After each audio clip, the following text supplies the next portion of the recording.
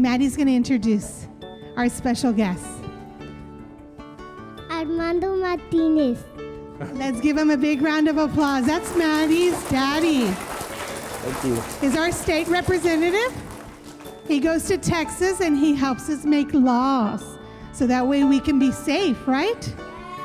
Okay, well, he's here because it's National's Children's Book Week, and he has a special book to read. So you ready to listen to the story? Okay, thank you. Good morning, boys and girls. Hold on, did you all eat breakfast this morning? Good morning, boys and girls. Good morning. There you go, that's a Roosevelt welcome. Well, I'm Armando Martinez, I'm your state representative, and I'm glad to be here. And that was my daughter, Madison, that just introduced me this morning. So thank you, Madison. Today, I'm going to read a book to you all. And can you all see it up there? Okay. The name of the book is How Rocket Learned to Read. Are you all ready? Good.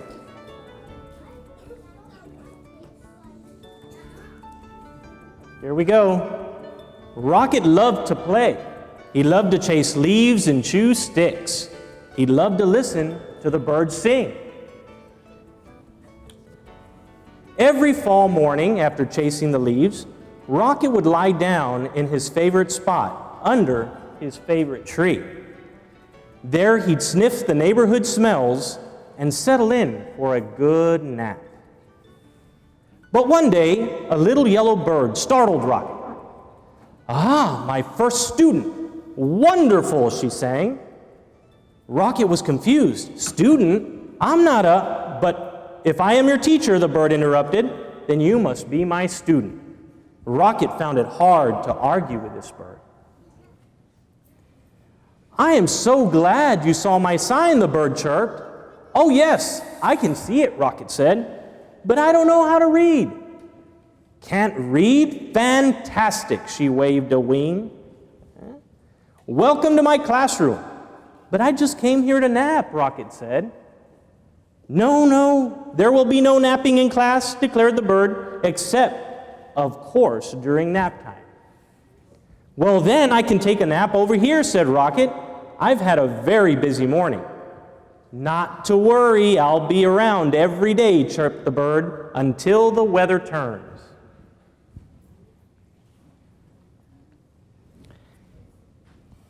As Rocket breathed in the crisp air, the little yellow bird hung her banner. "Ah, the wondrous, mighty, gorgeous alphabet," she marveled, "where it all begins." Do you all see the alphabet? Yeah.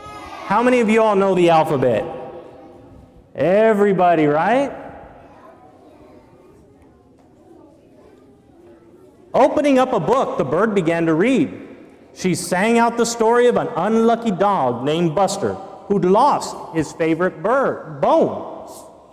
A cool breeze carried her lively voice across the yard. At first, Rocket was disturbed. But before long, he found himself captivated. To Rocket, the story was as delicious as the earthly smells of fall. It was as exciting as chasing leaves. He closed his eyes and listened to every word. As Buster dug and dug under the lilac bush, the bird read. He felt something familiar. Rocket waited. Was it the bone? He wondered. Silence! Was it the bone? He called to the bird. More silence. Was it the bone? Rocket hollered. Suddenly he was rushing to the tree. Well, was it?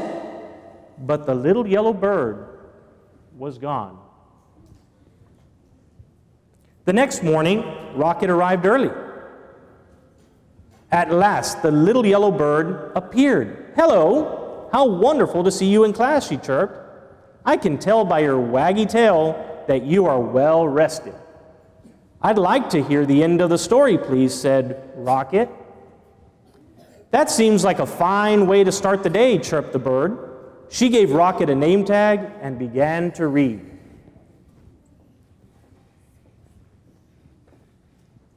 Every day, Rocket returned to the little yellow bird's classroom. In the morning, the bird taught him a new letter, until he had learned all of the wondrous, mighty, gorgeous alphabet. Together they sang out the sounds that each letter makes and spelled the sounds they heard around them. With a G and many R's, they spelled Mr. Barker's growl. What does he say there? Grrr. They spelled the sound of the wind, which was growing colder by the day. Let's say it. What is it? Whoosh. Soon they were spelling words like fall for the gusty time of year and red for the color of the leaves. And each afternoon the bird read a story. She read stories about dogs and birds. She read about leaves changing colors and about birds flying south for the winter. Then one day the weather turned and the letter banner disappeared. "See you again in the gorgeous spring," said the bird as she sang.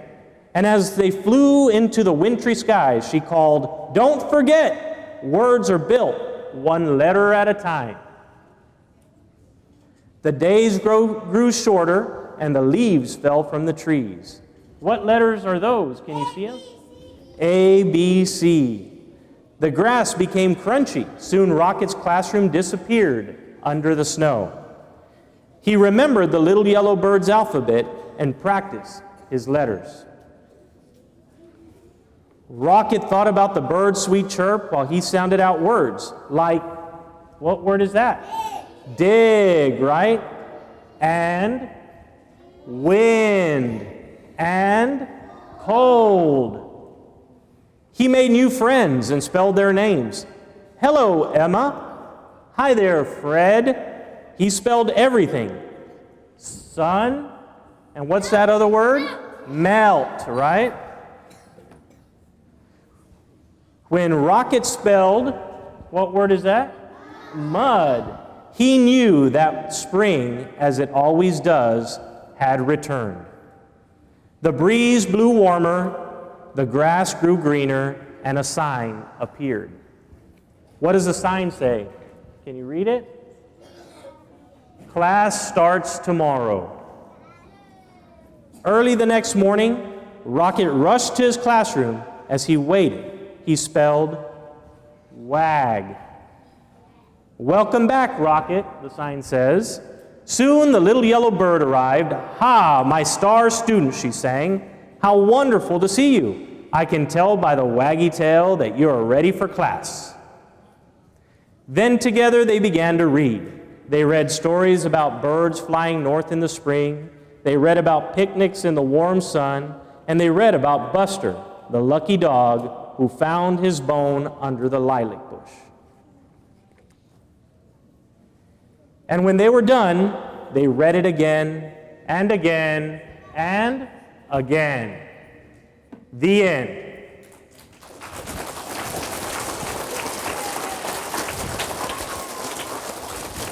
So what did you all think? Who was the dog? What was his name again? And what was he learning how to do? Read, right? And the little birdie was his what? Teacher, right? Like your teachers here in school. And every day they teach you all how to read, right? So every letter you start with, what letters do you start with? Your alphabet, right? And each letter in the alphabet makes a sound.